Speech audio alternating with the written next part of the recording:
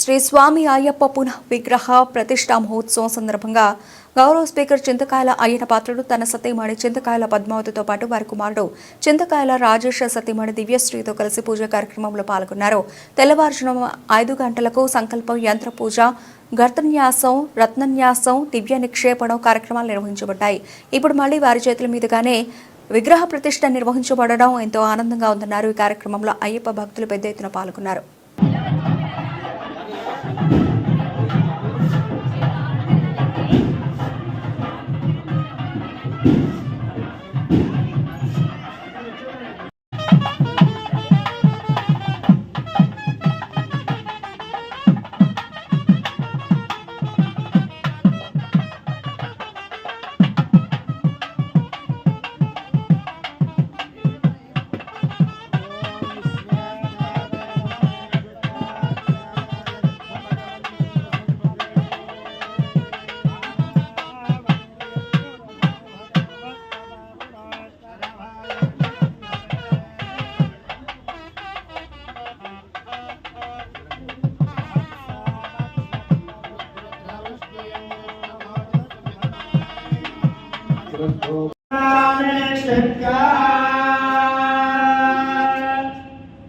ఓం సువర్ణం ధర్మం వరవేదవేదం యస్యాత్మానం దశదారంధం తస్సముద్రే వరసాదరంధం మానవంతదశహోదారవర్ణే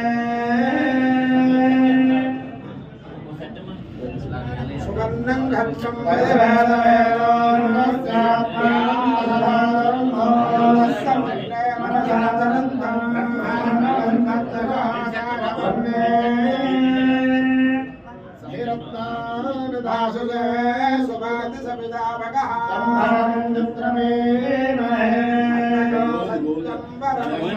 पुरुषं कृष्ण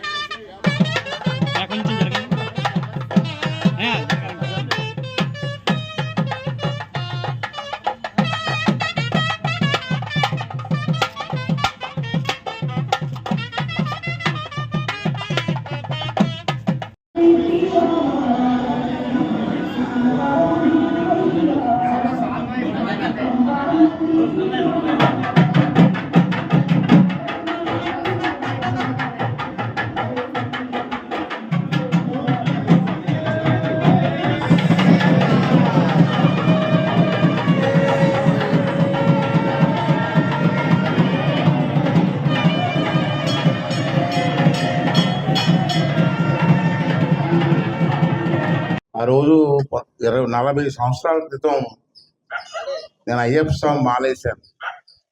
40 సంవత్సరాలు అయిపోయింది. మాల వేసినప్పుడు శబరిమలకి మేము వెళ్ళే వాళ్ళని దర్శనానికి ప్రతి సంవత్సరం. ఒకరోజు మేము కూర్చున్నప్పుడు మా మిత్రుడు పెదిరెడ్డి సత్యనారాయణ గారు చనిపోయారు.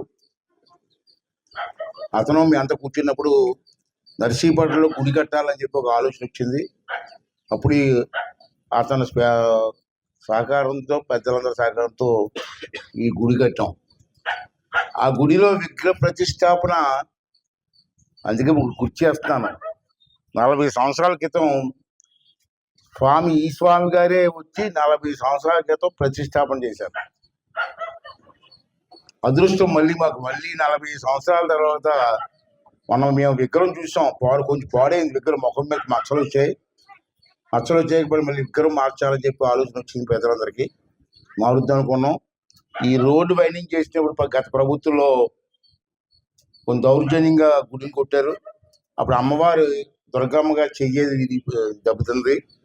అంచేత అమ్మవారి విగ్రహాన్ని, అయ్యప్ప స్వామి విగ్రహాన్ని మార్చాలని చెప్పి నిర్ణయం తీసుకొని మళ్ళీ మేము ఆ కార్యక్రమం చేపట్టాం. మరి వేళ ఎందుకు చెప్తానంటే ఈ మాట గుర్తు చేస్తాను. మన అదృష్టం 40 సంవత్సరాల క్రితం ఇదే గురువు గారి చేతుల మీద ప్రతిష్టాపన జరిగింది.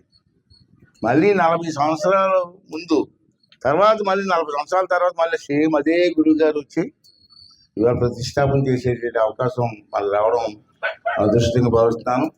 మరి ఈ కార్యక్రమానికి మా కుటుంబం తరపున విగ్రహాలు ఇచ్చాను నేను, కానీ మిగతా కార్యక్రమం అంతా కూడా భక్తుల సహకారమే. చాలామంది ముందుకు వచ్చి మేము కూడా సహకరిస్తామని చెప్పి అందరూ ముందుకు వచ్చి అన్నదానం కూడా పెట్టాం. ఇవాళ ఒక 5,000 మందికి భోజనాలు కూడా ఏర్పాటు చేసాం. అందరూ కూడా అన్నదానంలో తినడం, కొంతమందికి ఇబ్బంది పడతారేమో, ఇబ్బంది ఏమి, ప్రసాదం అది అయ్యప్ప స్వామి ప్రసాదం. అంటే అందరూ వచ్చి ఎంతో కొంత ప్రసాదం తిని ఈ కార్యక్రమాన్ని పరిపూర్తిగా ముగించే కార్యక్రమాలు పాల్గొనాలని చెప్పి ఆలోచిస్తూ, అలాగే గురువు గారు ఈ వయసులో కూడా ప్రత్యేకంగా వచ్చి వాళ్ళు కూడా వాళ్ళ టీం అంతా వచ్చారు, ఆ బృందం అంతా వచ్చి 3 రోజులు కూడా నిష్ఠగా బ్రహ్మాండంగా అందరికీ సంతృప్తికరంగా ఈ కార్యక్రమం చేసినందుకు గురువు గారికి వారి బృందానికి మనందరి తరఫున కూడా నమస్కారాలు తెలియజేస్తూ, మరి ఈ గుడి ఇంక మేము మాకు వయసు అయిపోయింది, అంటే కుర్రవాళ్ళు బయలుదేరాలి. ఇంకా మాకు 65 సంవత్సరాలు వచ్చింది. ఎన్నాళ్ళు ఉంటాం మేము, ఎన్నాళ్ళు చేయవలసిందో చేసాం.